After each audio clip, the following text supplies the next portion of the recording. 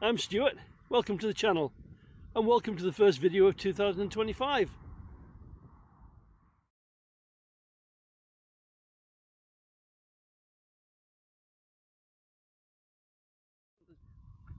So it's the start of March and the temperature's finally got above single digits and tempted me out of my cave. I'm up here on Redmire Moor to do some testing, but unlike most times I'm not testing the bike, I'm actually testing a new camera. So we've got this little DJI Neo drone and we're going to see if it's any good for our videos. Now we chose the Neo for three reasons. First of all, it's very cheap, so if it's no good, I haven't lost too much. Secondly, it's very small and light, which means it goes in the backpack very easily. That's also a downside, however, because if it's really windy it can't fly, it's just not got the weight. But the third thing is it has what they call autonomous flight, and that means I don't need a remote control. So if we try this. 4 meters. Throny. 3, 2, 1.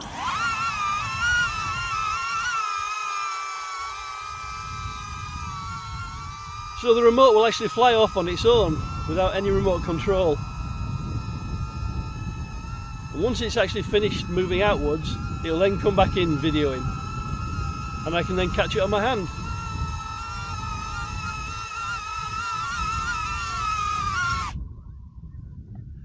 So let's see if it's any good for videoing.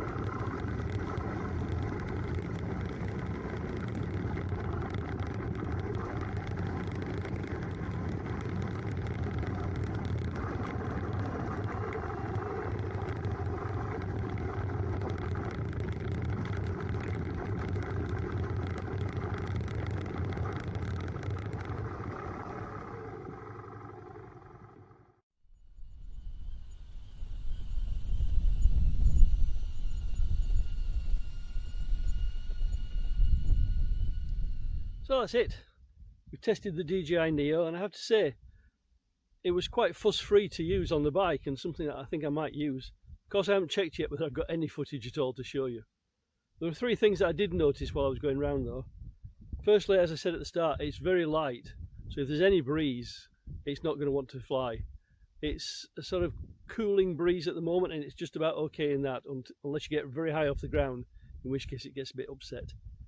Secondly is batteries. It does use quite a lot of batteries. For some of the longer shots, I have been using a remote, not entirely using it autonomously.